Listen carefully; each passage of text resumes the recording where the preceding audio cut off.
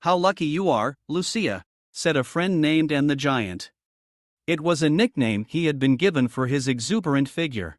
But he not only had a big waist, but also a big soul. He was very friendly.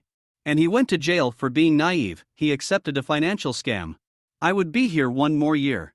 Lucia, a red-haired beauty with blue eyes and a sharp nose, only spent 9 months here. And, as her cellmates joked, it was as if she had been born again. He was released on parole. The first few weeks of his imprisonment were hell. Lucia thought about suicide. There could be no worse time than the first few weeks in prison, when he cried with resentment, shame and helplessness, realizing that his life was over. Who would accept this girl as a wife? Who would hire her? This was not the United States, where everyone has a criminal record for one crime or another. Courts are a booming industry there. Touch a man on the shoulder and you'll get a restraining order. Even children sue their parents. If you yell at a child, you get a notification. Latin America is a third world continent. They treat people differently. And any condemnation here amounts to a world event. No one wants to touch, like lepers. And in the meantime, it's not just the culprits who are in jail, not just the killers. What's more, most of those who should fill the cells are out there. But no one wants to mess with them. Lucia said goodbye to her friends with a hug. He promised to write to them, to call them. The women gave him money to return home, to buy food and to live for the first time. It should have been enough until he recovered. It wasn't much, but Lucy was glad she didn't have to walk and hitchhike. The village where her house was too far from where she had been imprisoned. That night Lucia spilled her bright red hair on the pillow and fell asleep, knowing it was the last time she would sleep here. It even made her sad. Here he had lived his hardest days. Here he learned what human kindness was, mutual aid. She thought it would be like a bad movie. That she would be injured, beaten. That he would find enemies here, in the women's penal colony. But here the women were kinder than on the outside. Some were fierce, but after screaming, that woman would reach out and help in any way she could. Because here they supported each other. If not, there was no way to survive. Lucia closed her eyes and fell asleep. The morning came suddenly. He woke up, barely able to wait to walk the dark corridor for the last time. And, behold, they give him his clothes, his personal effects. He has money in his pocket. They feed him. A well-known guard escorts her out, wishes her good luck, advises her not to go back to jail. Lucia smiles and nods. And cross the huge iron gate. The door closes behind her, the guard turns his back on her and leaves. And at that moment, everything became terrifying. God, now I'm alone. Lucia sighed and headed to the train station. He knew the city. It was a long walk, but he decided to walk. I wanted to breathe the air of freedom. He needed to realize everything. While her imprisonment lasted, Lucia La Providera only dreamed of getting out. But now she was confused. His mother had died as soon as she was imprisoned. She had been prepared for it. Her mother had been sick and seriously ill for a long time. There was no money for treatment. Although cancer can be treated in even the most expensive clinics, the disease is very insidious. Doctors had long since issued a verdict. The local cancer clinic had carried out their treatments. Perhaps I would have lived longer, but I would not have been able to see this day. Coming back was painful, terrifying. His mother's house was now empty. The gray July sky erupted in torrential rain with thunderstorm. It was very cold. Lucy arrived at the train station, queued to buy a bus ticket. She was confused, barely able to find her passport among her things. The annoying girl at the ticket office gave her the ticket, and Lucita got on the bus. The wait was short. Boarding was soon announced and she boarded the bus, trying to warm up as soon as possible. A few more people went up with her.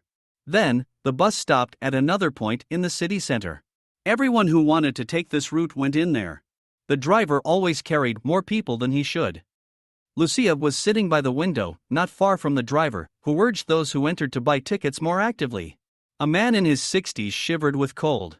Evidently, it was soaked, because outside it was pouring rain. "Your ticket," said the reviewer. "I haven't bought it. I will repay you now," said the old man with a trembling voice. He was rummaging through pockets for quite a while. The reviewer did not hesitate to hurry him, although he was 20 years younger. Lucia turned her back to the window. She felt uncomfortable seeing a grown man speaking disrespectfully to an old man. It crossed his mind that if it had been in front of the women of his colony, they would have already kicked that reviewer, as part of the accelerated education course that apparently he had not received in his time. They were strict but fair. Lucita learned a lot from them. They supported her at a difficult time, when news of her mother's death arrived. Lucy didn't even want to think about it and chased him away. At the next stop, other passengers entered and the reviewer addressed them. Lucia looked surreptitiously at the old man. He took out his pockets and saw that there was a hole there. On the old man's face it was clear that he had lost the money for the trip. Probably, he had all his savings there, poor man, thought Lucia. "Pay or get out," said the angry driver. I didn't want to attract attention. But he had to. Lucia, who had heard the elderly passenger speak rudely, got up and approached the old man. "Take the money." He held out a bill. The old man, embarrassed, handed it to the reviewer. "Thank you, my daughter. Today I am a little distracted. I have problems, honey, I have problems. And I really need to go, otherwise I wouldn't have taken it. I will give it back to you, I promise you." While the old man was paying, he got up, and someone immediately sat in his place.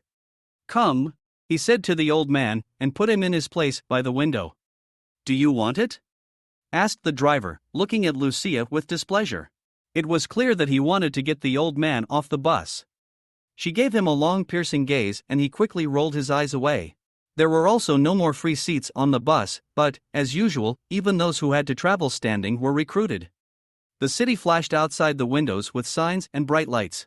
Even during the day the cars left the headlights on because the sky was all dark and clear.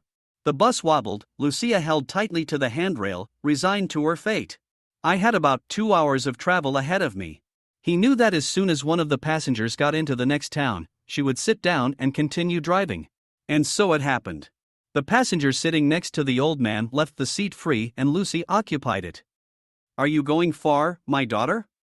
he asked, warming up. "I'm going to Garcia del Rio. I have a house there." "And you?" she asked.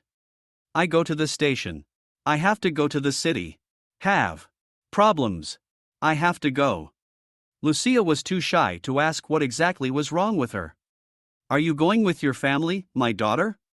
asked the old man. "I have no one. I spent 9 months in a maximum security prison.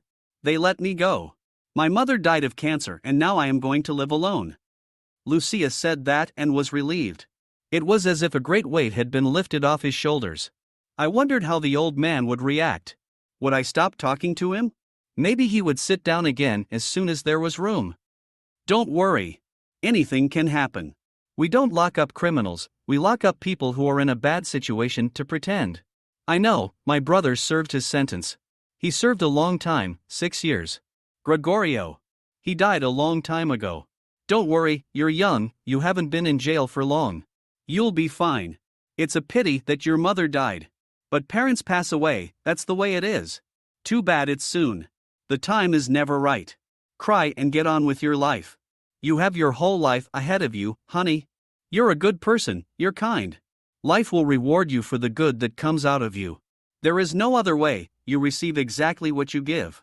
Today you have helped me. Tomorrow they will help you. You'll see." Lucia was about to cry right there. She smiled and wiped away her tears. The old man, realizing it, smiled broadly and looked out the window. Then they kept driving quietly. Outside the window there were only a few plantations, trees, endless fields. The way back home seemed bleak and sad. Lucia saw the house empty and realized that she would never be the same again. He sought his mother's grave and realized that he would never hear her voice again, see her smile. Then, I would have to look for work.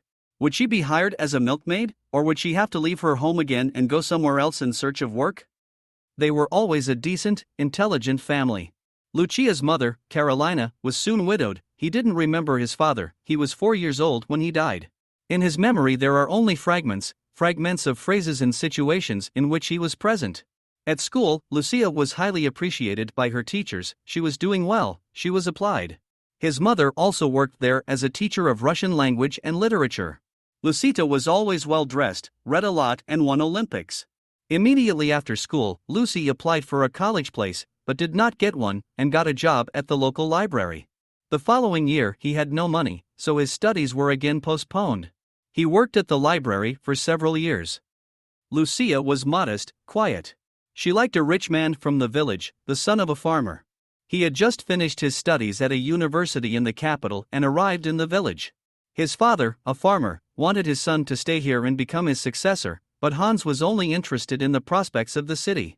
He trained as an engineer and dreamed of working in a prestigious company. Twisting the tail of cows was not his thing. However, farming provided him with more income than he could earn in the city. So the boy was torn between money and the desire to live in an urban environment. Lucita liked her since school. Seeing that she was not going to the city, he decided to take the initiative and began to court her. Lucita rejected it outright. Then, very drunk, the farmer's son showed up at the door of his house, knowing that he was alone. Lucia had just learned earlier that day that her mother had been diagnosed with a terrible and painful illness. Her mother was in the hospital, getting tested, and Lucita was waiting for her at home, working around the clock. Hans knocked on the window and convinced the girl to come out. But the girl refused. "At least join me. I'm drunk, I won't get home, I'll fall asleep on the road." But the poor girl didn't care about this drunken boy. She cried for hours on end, realizing that the discomfort would not go away. The doctors immediately said his mother had 1 year left. Maybe a little more. "Come on, I'll accompany you to the exit. But don't come to me again, Hansito. I don't have time for you. I'm having trouble." He didn't ask what had happened to him. As soon as Lucita went out into the courtyard, he tried to kiss her. The girl pushed him. He then forcibly threw her to the ground and began to strip her naked. The poor girl struggled with him as much as she could. "You will be mine. You will be mine. Who are you to reject me? All the girls are happy for me, and you, motherfucker, think you are better than the others?" Lucita was calm and modest, but it could not be said that she was a battered and fearful girl. All the demons of the world were in his little silent head. He grabbed the stone propped up the fence and hit the cheeky boy on the head. One blow was enough. He lost consciousness. Lucia went home and knocked on the window. His mother peeked out, the always kind, arrogant and Zalamara lady. All in diets. "What's wrong, Lucita?" asked. "Your son came to see me drunk and tried to rape me. And I hit him. He's unconscious in my yard. Take it with you if you want it." "I'm not going to take him." He called the police station and gave a statement. She was scared and hurt, she wanted to be protected. But he was too young and didn't take into account that the local district officer comes to visit the farmer every weekend for a reason. They are friends and help each other. Hans' mother called the doctor and asked him to record the beating. "What beating? He wanted to rape me. He shouted that all the girls were happy for him, so I should be happy too. I will file a complaint." However, the blow was very serious. Hans was unconscious for a long time. When he woke up, he didn't speak well. A long period of treatment and recovery awaited him. The policeman did not take the girl's statement and told her to pray that the farmer would not report her. A few days passed. Word spread through the village that the farmer's son wanted to rape Lucia la Provedera. And she almost killed him. People began to say in the eyes of the farmer, "You didn't educate your son well. Let him go away from here, let him go to the city." So the farmer conspired with a policeman. A report was drawn up against Lucia, as if she were the one calling him at home. And when he went to see her that night, it turned out that he was sober and that Lucia was the one who had called him. Witnesses appeared. Hans testified in court that she had convinced him to go for tea that night and had hinted that they would make love, but he had refused and told her he didn't like it and had offered to remain friends. Then Lucita became angry and punched her in the head. And he made up a story about rape. The townspeople didn't believe it. But the judge does. The trial lasted several weeks, there were several hearings. In the end, Lucita was sentenced to 1.5 years in prison. The girl's mother became so worried that the disease killed her very quickly. He did not live even 6 months. Until the end, Carolina supported her daughter, telling her that things would get better, that God would punish the farming family for her actions. When Lucy was convicted, her mother got worse. A week later, she was taken to the hospital. From there, he called several times, saying every day that he was better, that he would probably be discharged. And then came the news of his death. In her darkest days, Lucia saw around her completely strange people, willing to support her. The prison staff, other inmates, all treated her well. In the end, he did well. They also helped her apply for early release. That's how Lucita got out of jail. Outside the window it was pouring rain. The bus stopped in front of the cemetery. Lucita said goodbye to the old man and got off, wishing him well. He walked to the village. It was only 4 kilometers. The road was shattered and his shoes soaked. But the girl didn't feel the cold. I was in a hurry to get home. He missed his home very much, he had grown up here. The way home passed by the local cemetery. Lucita went there, to her mother's grave. It took a while to find her. When he did, he burst into tears. Fortunately, no one heard her. After crying all the way, feeling a headache and weakness, Lucita walked into the house, trembling and sobbing. The house was locked. The key was there. He walked in, feeling the cold. He turned on the kitchen. He heated the kettle. Lucia washed her face, drank hot water, fetched food, and was about to prepare dinner when there was a knock on the window. "Are you back?" There was a policeman at the door. The same one who had known the truth, but had helped an innocent girl serve time in self-defense. "Yes," said Lucia, frozen at the door with a mute expression on her face. His red hair grew backwards, fell down his shoulders to his waist. His watery eyes were red. "If you keep talking, you go back to jail. So I don't have to hear your old version again, do you understand me? You're on parole, aren't you?" Lucia shook her head. "How the hell did you do it? Do you understand everything? You'll be sent back in a jiffy. There you will stay. I'll take care of it. Do you and I understand each other?" Hopelessness saw her inside. I had no choice. He had no choice but to take the stone that was still on the fence and break the head of the lying bastard. "I get it," he said, giving him a long look at him contemptuously. "That's great. Welcome home." The policeman averted his gaze, turned around and walked away. Finally, the girl entered the house, remembering her mother's words. God will not leave them just like that, they will answer to him. They will. Lucia believed it. She made dinner, lay on her mother's bed, closed her eyes, and immediately fell asleep. The journey and worries had exhausted her. And many more trials awaited him. He knew that his life would never be the same again. Never again. The next day, Lucita went to her old workplace. His village had something to be proud of, a huge library. For many years, his manager, Andrea Simona, had been collecting books on her own, rummaging through abandoned houses and buying the most interesting and important ones in the waste paper departments.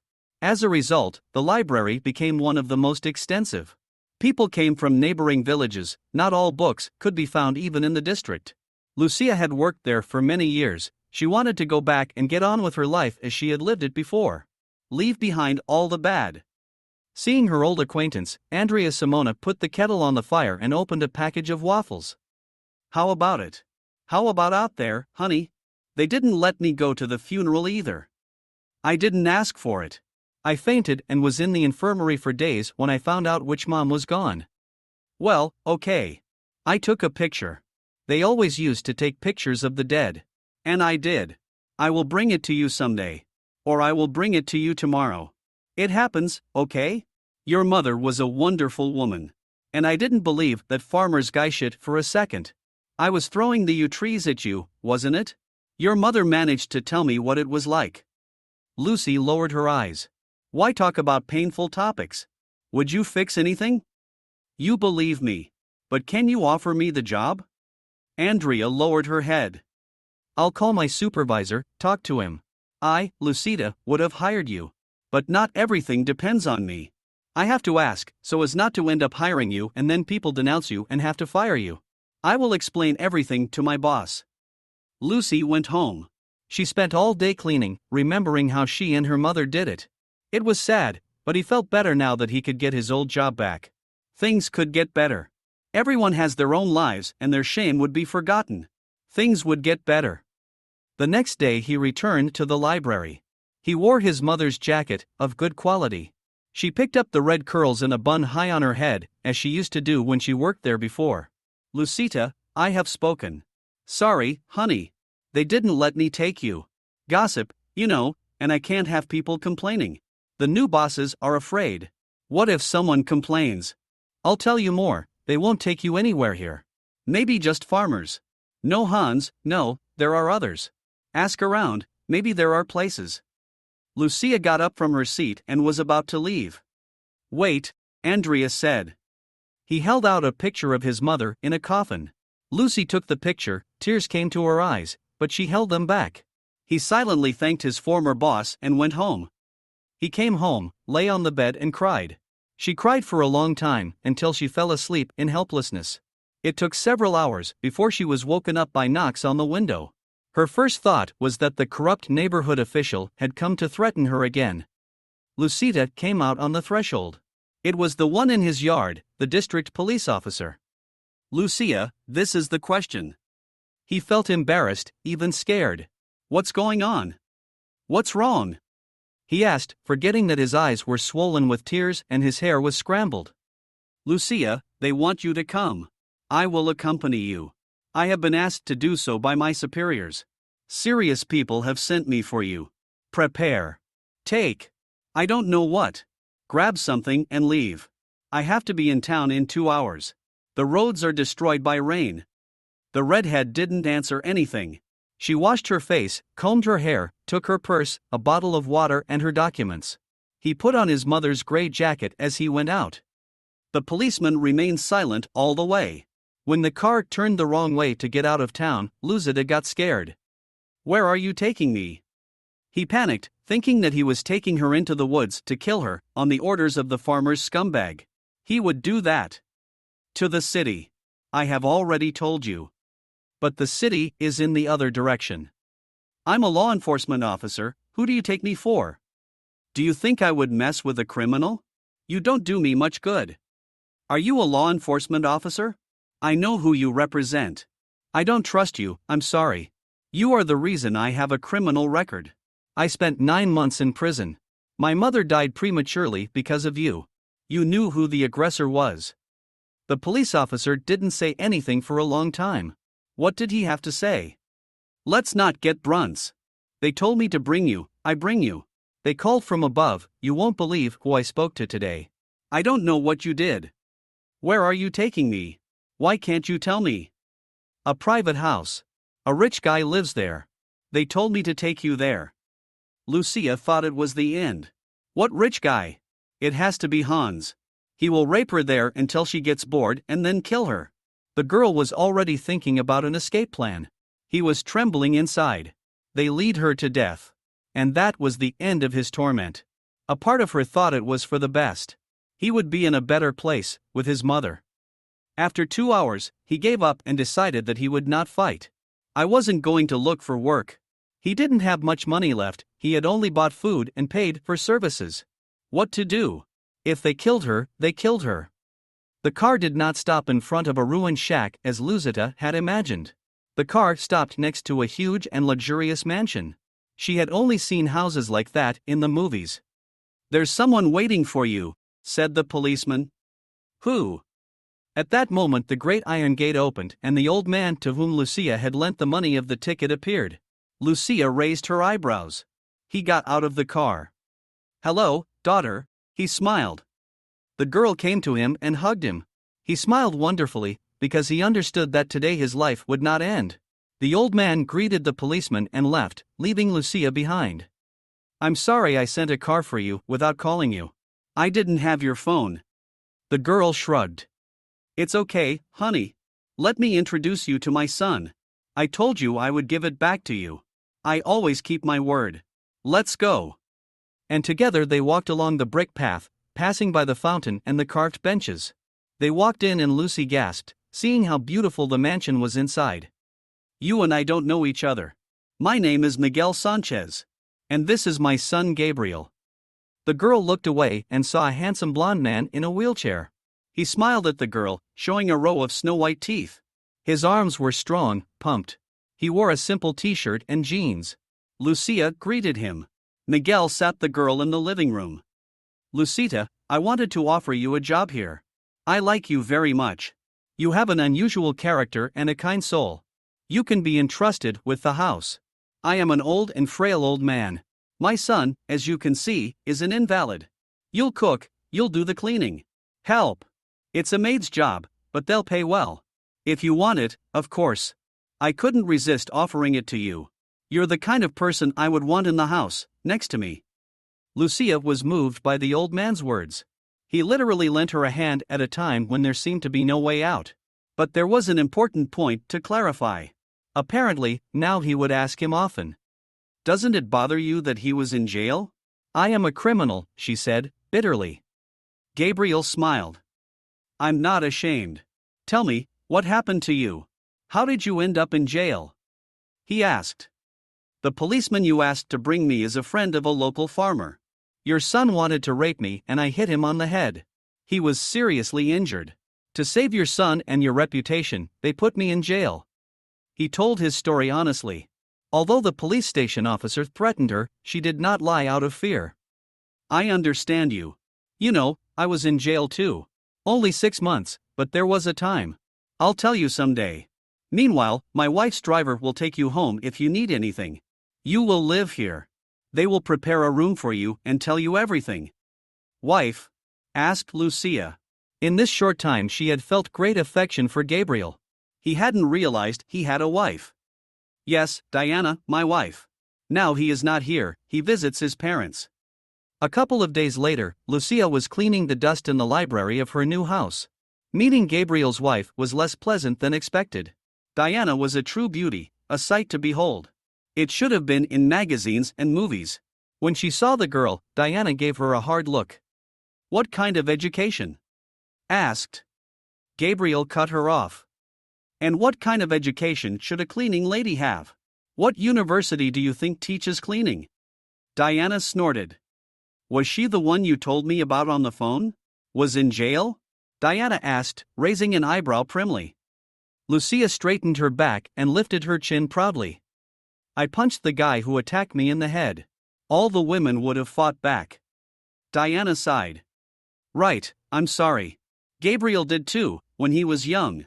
Okay, welcome, Lucia. Unpack my things, they have to be washed and ironed." He pointed to a huge suitcase.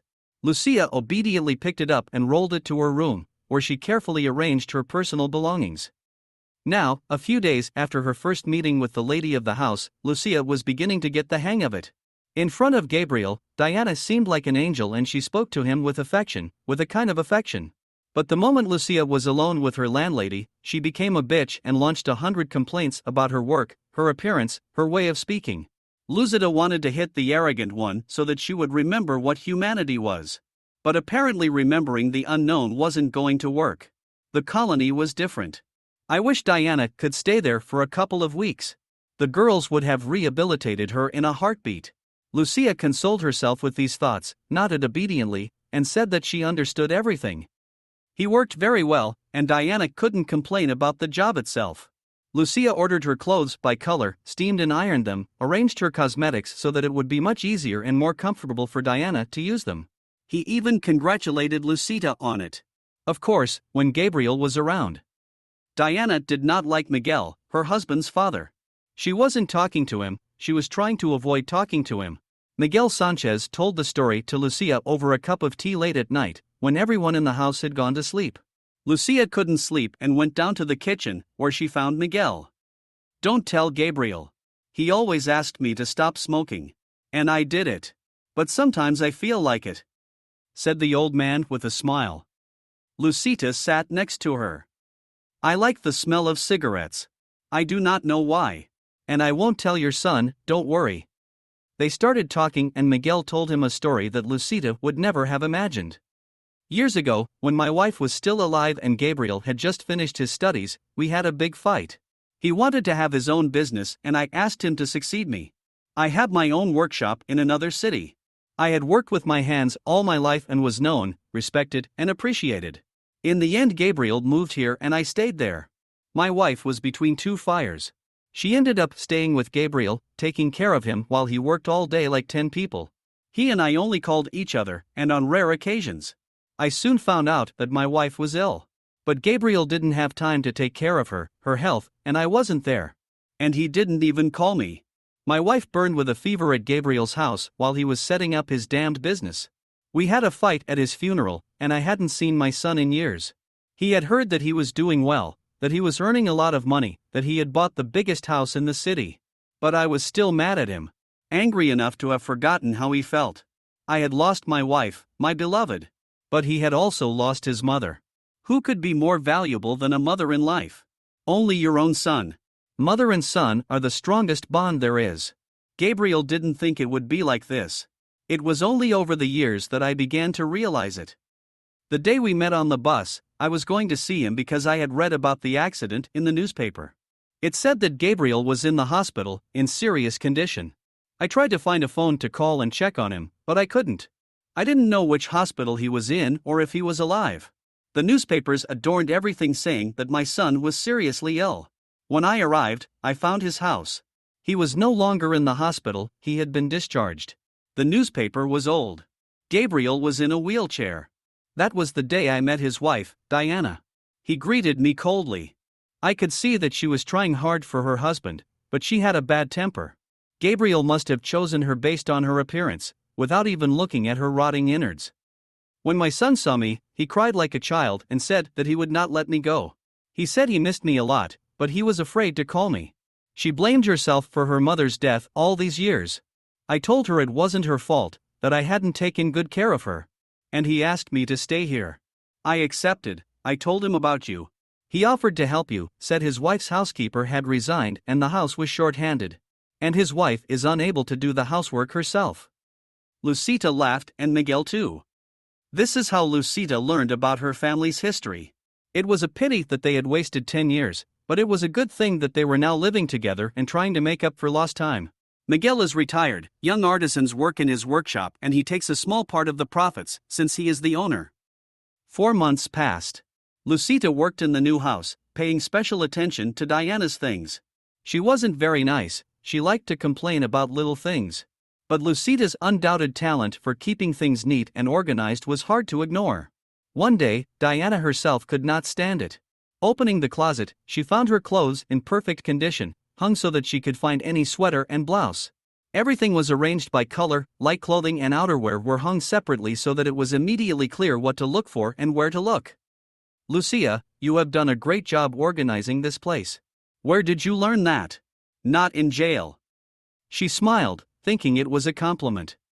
I was only in jail for 9 months and lived with my mother for the rest of my life. She taught me to order clothes. I also worked in the library, where I had to organize books. Diana nodded approvingly and began to change her clothes. Lucy tactfully left the room. He realized that the relationship between the couple was not working. Diana talked loudly all the time and they often argued. Lucita felt sorry for Gabriel. He was trying to sound cheerful and friendly, but she understood what it felt like to be confined to a chair. That icy February morning, Lucita heard the couple arguing. Miguel had gone with the cook to the market. They had become such good friends that they spent all their time together, laughing and joking with everyone. Lucita loved this idol of hers. I was mopping the living room floor when the screaming started. Diana even broke something. Lucia wanted to leave, but she didn't have time. A bucket, a rag, a puddle. He had to stay. Diana soon flew out of the office. He glared at Lucita and ran out of the house. The landlady had a private chauffeur who was always waiting for her in the courtyard. He got in his car and drove away. The floor finished, Lucita ventured inside. In case you needed help. Excuse me, may I? Asked. Gabriel smiled at her. Of course, come in. Sorry about the scene. Diana is very emotional. And I'm not usually like that, but sometimes I get like that. Diana smiled.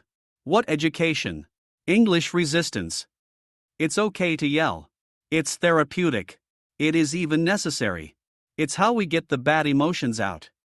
You know, sometimes you get tired of being correct. I wish I could scream like Diana and leave. But I can't go. And I have no one to yell at. Lucia smiled, took from the sofa an enormous teddy bear that Gabriel's wife had given her the day she was discharged from the hospital. Shout at him, he handed over the toy. Gabriel picked up the bear, looked into its eyes. I cannot do it. How about together? Lucia shrugged her shoulders, approached Gabriel, and they began to yell at the bear on 3. When they ran out of breath, they laughed. I loved. Come on, more? He suggested. Lucia agreed and they shouted again. At the third cry Gabriel's assistant ran in, who always helped him in the bathroom and shower and helped him get dressed. What happened? He asked, swallowing air with his mouth. Nothing. We yelled at the bear. Lucia and Gabriel began to laugh. Why do you scare me so much? I thought they killed you here. He sank into the sofa and gasped. Lucia went to attend to her business. All day she thought of Gabriel. Where had it come from? Businessmen are never so shy. Quiet, polite. He doesn't think he's better than anyone. That's very rare these days. Diana returned in the evening, and the dispute continued, but in calmer tones. Lucita managed to hear fragments of sentences. It seemed to be about the operation. Gabriel wanted to consent and take the risk, but Diana was against it, saying she didn't want to lose him. Apparently, the operation had its risks. The next day, Lucia left early in the morning. Miguel was also outside, grateful to the girl for her work. Lucia was passing in front of Gabriel's room when he called her. How did you know it was me? He asked flirtatiously. There is no one else in the house. And Matthias, my assistant, his steps are heavy and powerful. You're the only one who walks like a little mouse. Diana clicks her heels, Agnes dragging her feet. I learned to recognize everyone by their footsteps a long time ago. Now I know you. Lucia took a seat next to him on the sofa. The balcony of Gabriel's bedroom was wide open. She was shivering with cold. Are you hot, sweetie? Gabriel asked with a smile. Warm, warm, she teased. They laughed. I love the cold air in the room. And I like the view of the forest. I'm never cold. The cold does not scare me. Even so, you'd better not get too cold. You are going to have surgery and they are very strict about it. You have to be healthy. Yes, no. Lucia realized that she had gotten into the wrong business, but Gabriel's tact and kindness didn't seem to mind discussing the issue on her own. Have you heard us argue? Oh, excuse me. It is that you were arguing loudly and I have ears. Gabriel laughed. Diana doesn't want me to operate. It's not that I'm a desperate patient. You can wait years to see if the recovery fixes itself. Or you can have surgery. 50% chance that he will walk afterwards. But if you go in and it doesn't work, there's a chance you may never walk again. It's complicated. There was also a complication with the anesthesia. I, Lucida, am allergic. I am not in good health. After the accident, I had surgery several times. Each one was worse than the last. The last operation ended in a coma. They pulled me out of it, but not right away. Diana said that at that moment she was very afraid for me and did not want me to go under the knife. That's why we fight. I guess the point is that there were many operations and you didn't have the strength to recover. Now you should take the anesthesia more calmly. That's what I say, and so does my doctor. And Diana is stubborn and doesn't want to be humored. I don't know how to convince her. I don't want to live like this. Even if there was a high chance of death after the surgery, I would go ahead. Sitting in a wheelchair is not very fun. Lucia agreed. They talked for another hour. I'm glad to work here. I have money, I have you. I'm glad I don't have to go back to town.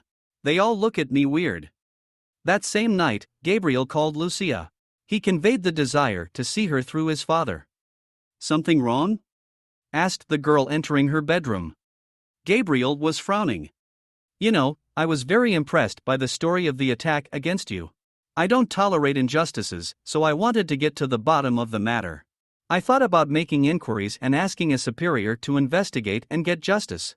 So that the lying witness in your case tells the truth, so that he speaks. For this family that saved their son's authority at the cost of your mother's life, at the cost of your clean reputation, to pay. Forgive me for meddling in your business, I mean it bluntly. However, what I have discovered, I am still in shock. Lucia sat down carefully on the edge of the sofa. With excitement, nausea rose in her throat. What have you discovered?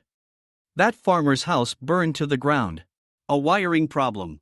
It happened during the holidays, the house was drunk and they had a guest, that policeman. A terrible tragedy. Terrible. There's no way to make sense of it now.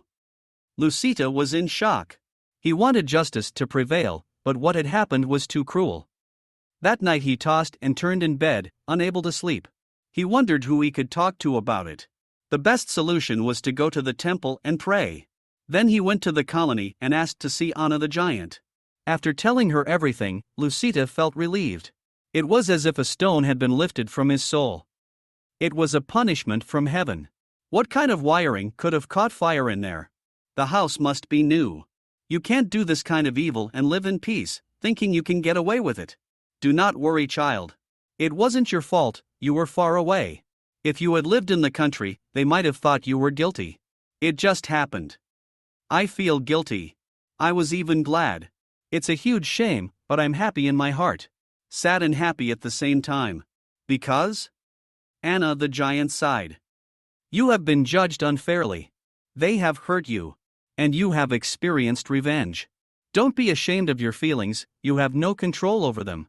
That sense of justice that you carry inside rejoices.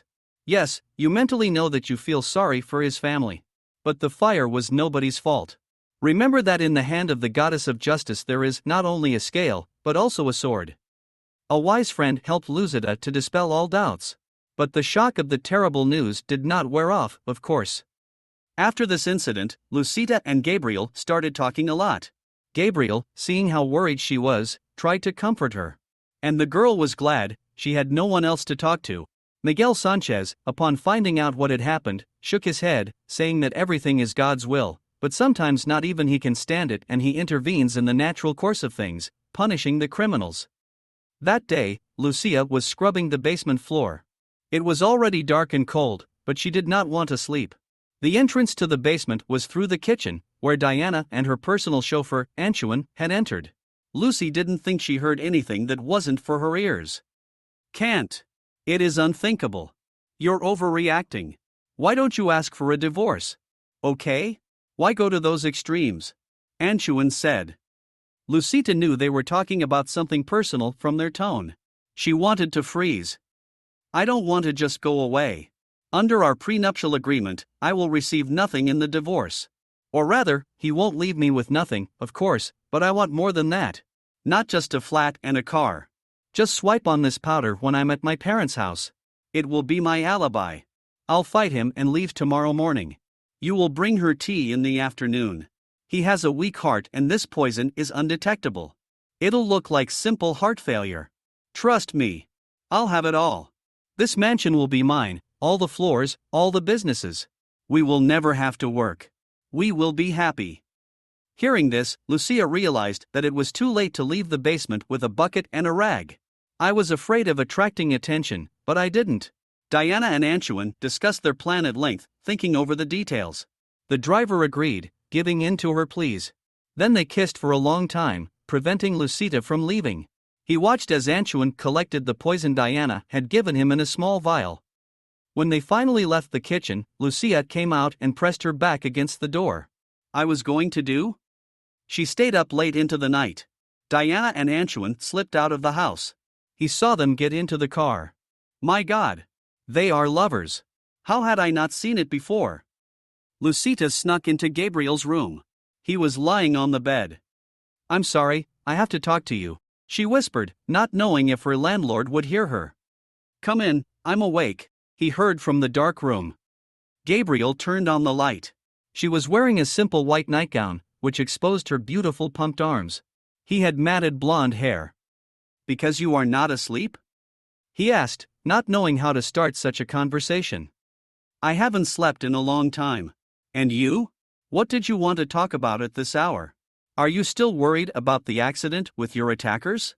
Seems like a punishment from heaven. Lucia entered the room and sat on the edge of her bed. Her red hair was loose.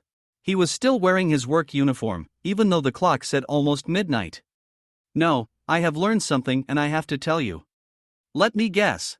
Have you discovered that my wife and her chauffeur are intrigued? Gabriel smiled. He knew it. I knew everything. Incredible. And not only that. I have to tell you. I heard them talking today. Diana wants to poison you. He's going to his parents' house tomorrow morning. And your driver will return. He will bring you tea. And it will contain a substance difficult to detect in an autopsy. It will look like an accident, like you just had a heart problem. Lucia was nervous. He looked into Gabriel's eyes and realized that he was scared. I knew my wife was having an affair. It was not his first adventure. I could understand everything. I am confined to a chair. I thought that his deceit would help save our marriage and I kept quiet. My father told me about his affair a long time ago. I saw it myself, but to poison me she wants all the money for herself. True? Lucy nodded. I'm not sure of anything. I could have been wrong, I could have heard something wrong. But what if I got it right? I couldn't keep quiet and let them kill you. Gabriel took her hand. He needed it and Lucia wanted to support him. The innocent touch burned them both in that moment. Too much had happened. The girl still did not understand why Gabriel wanted revenge for her, justice. Maybe he did have feelings for her after all. She wanted to think so. Because she herself had fallen in love with him long ago, but she forbade herself from dreaming of a married man. Lucy left almost immediately after that awkward contact. Gabriel stayed awake. Lucy didn't sleep well that night either. In the morning he heard Diana and Gabriel arguing. Diana slammed the door and left with her chauffeur. Around noon, Antoine returned. Lucia watched him. He was visibly nervous. When he entered the kitchen, Lucia followed him. He slipped the contents of the flask into the tea. Worried about Gabriel and trying not to be noticed, she hurried to her bedroom. Gabriel was sitting in front of the computer. It's true. I saw it all. Silence. I also see everything. I've had surveillance systems and cameras all over the house for years. He turned the laptop towards her and Lucita saw it all with her own eyes. Antoine was coming out of the kitchen with a tray. Don't drink the tea. I beg you. Gabriel laughed softly. Don't worry. Look, Antoine is now coming to poison me. There will be a show. You can stay and pretend to wash the window. Lucita, realizing that she had rushed towards him with a rag in her hands, obediently went to the window. Soon the driver entered the office. Mr. Gabriel, some tea? He offered. I would not refuse. Thank you. Gabriel picked up the cup and breathed in the aroma of the tea, smiling at his chauffeur. How is everything? Has Diana been very frightened this morning? She and I have had a fight, Gabriel said. Antoine was sitting on the sofa and his concern was palpable, but he had no intention of stopping his host. He was determined to go all the way. Lucia rubbed the glass with a dirty cloth, looking at the men. Yes, I was nervous. But it would calm down. You will make peace. The driver smiled falsely. Gabriel pretended to sip from his glass. Lucita was worried that she wouldn't accidentally drink the poison. You know, Antoine, you are a good man. You should get a raise. I'll talk about it with my accountant. Antoine nodded, embarrassed. She sat down and waited for Gabriel to finish his tea. And Gabriel sat down to wait for the policeman to arrive at his house. The cameras he saw on the screen relayed everything to them, not just to his laptop. He had called a friend from the police earlier and told him that he was about to be poisoned. Diana and Antoine's conversation in the kitchen was also recorded.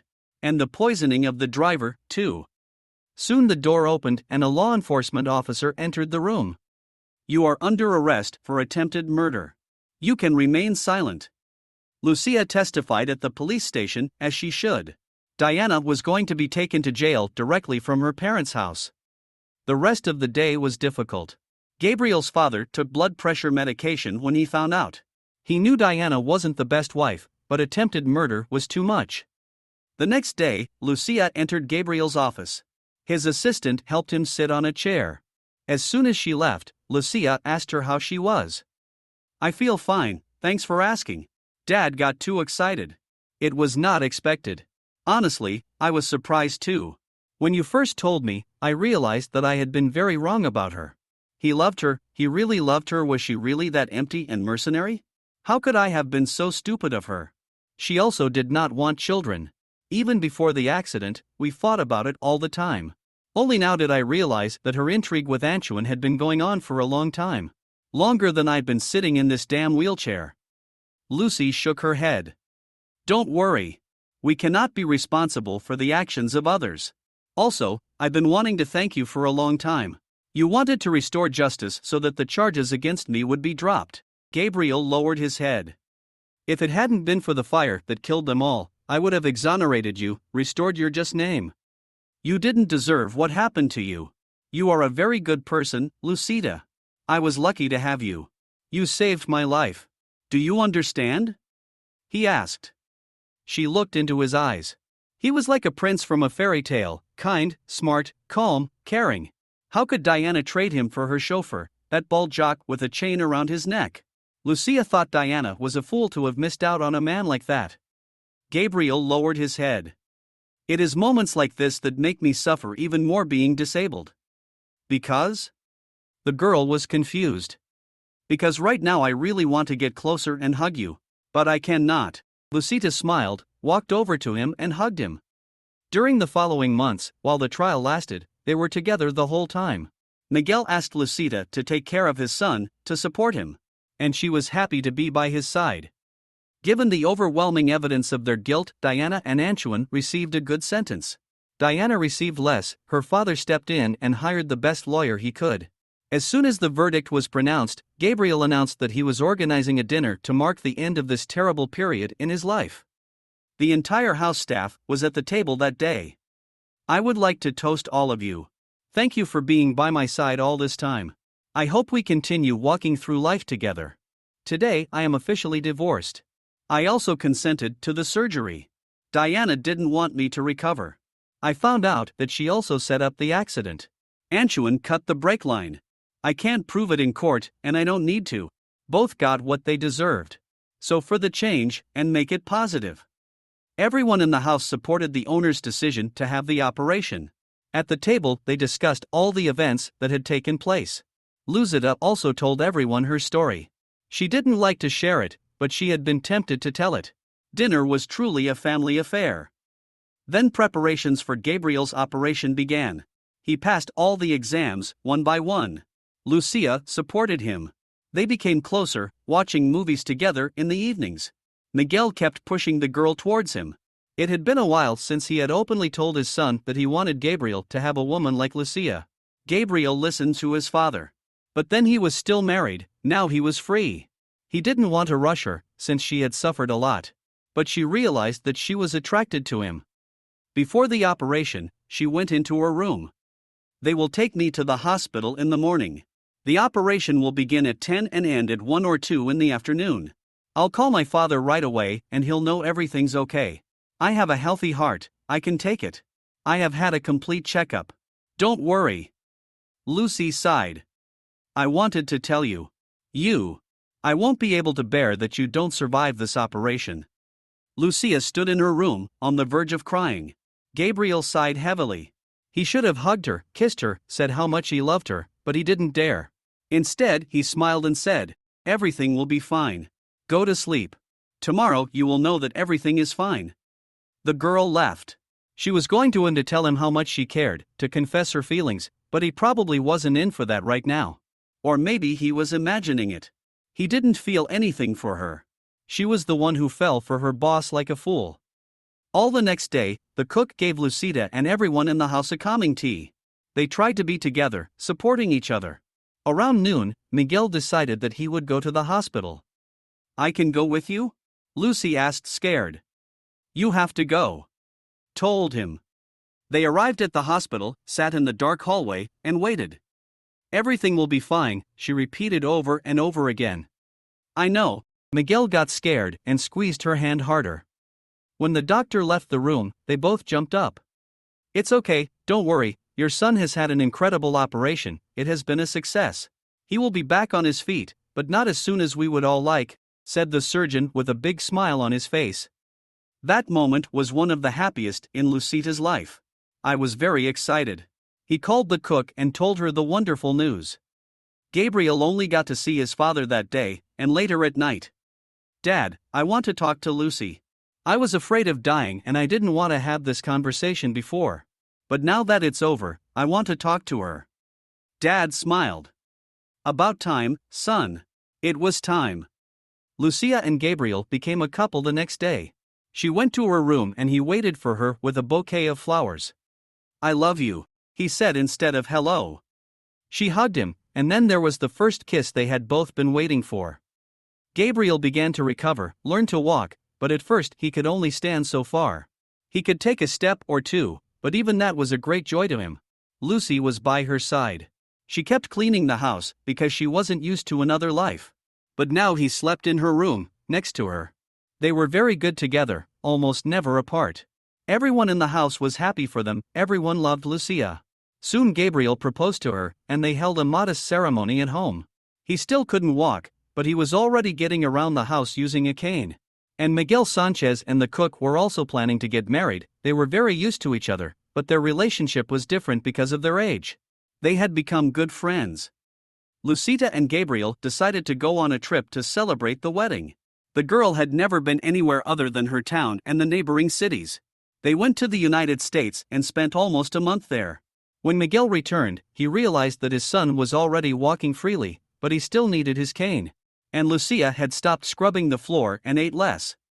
"What's the matter? Are you pale, sick? Now this virus is out there, you have to be careful," said Miguel Sanchez during breakfast. Lucita drank orange juice. "I don't have any virus. I'm pregnant," Lucy admitted, causing a storm of emotions. Miguel congratulated her and hugged her. He was overjoyed to learn that a grandson was about to be born. "I had always dreamed of having grandchildren." After being reunited with his son, he often asked Diana why she didn't want children, but she always found excuses. In due course, Lucita gave birth to Gabriel's child, a boy named Alejandro. Gabriel made a full recovery and began to walk. She helped him with everything, she took care of the housework, and they raised little Alejandro together and planned to have many more children. If you liked the story, please give it a like and subscribe to the channel.